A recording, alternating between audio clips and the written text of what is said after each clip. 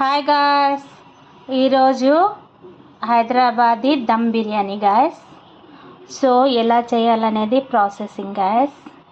నేనైతే చికెన్ కడుక్కున్నాను. అల్లం ఎల్లిగడ్డ, ఈ మాత్రం అల్లం ఎల్లిగడ్డ. నా వీడియో స్కిప్ అయిపోయింది గాయ్స్ బై మిస్టేక్. నా ఏలే తగిలి చాలా బాగా ఇంట్రెస్ట్గా చేశాను. సో వీడియో పోయిన తర్వాత కొంచెం బాధ కలిగింది. అయినా పర్లేదు, నేను గార్నిష్ చేసుకొని పెట్టుకున్నాను కాబట్టి మీకు ఎక్స్ప్లెయిన్ చేస్తున్నాను గాయస్. పసుపు వేసుకున్నాను, కారం వేసుకున్నాను గాయస్ మనకు తగినంత. తర్వాత వచ్చేసి పెరుగు వేసుకున్నాను, నిమ్మరసం వేసుకున్నాను. ఒక కేజీకి ఒక 5-6 నిమ్మకాయలు వేసుకోవాలి గాయస్.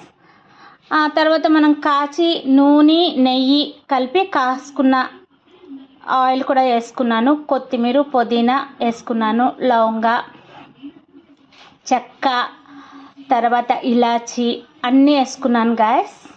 సో ఇది గార్నిష్ చేసుకున్నది. ఇప్పటికైతే చూడండి గాయస్, అన్నీ వేసుకొని గార్నిష్ చేసుకున్నాను. ఇది మనం 1 కేజీకి ఎసరైతే పెట్టుకున్నాను గాయస్. 1 కేజీ రైస్కి ఎసరైతే పెట్టుకున్నాను. రైస్ అయితే కచ్చపక్కగా వండుకోవాలి గాయస్. కచ్చపక్కగా అంటే ఉడకనట్టుగా వండుకోవాలి.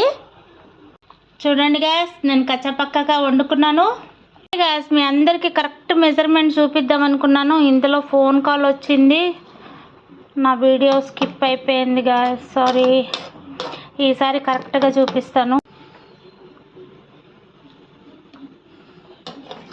ఇట్లా కచ్చపక్కగా వండుకొని మనం చూడండి గాయస్, కలర్ కూడా వేసుకుంటున్నాను. ఇప్పుడు దీన్ని ఉడకనిద్దాం. కుక్కర్ మూత పెట్టేసుకున్నాను గాయస్. ఉడికిన తర్వాత మీకు చూపిస్తాను. చూసారా గాయస్, నా biryani ready. Thank you for watching. Hyderabadi dum biryani guys. ఇది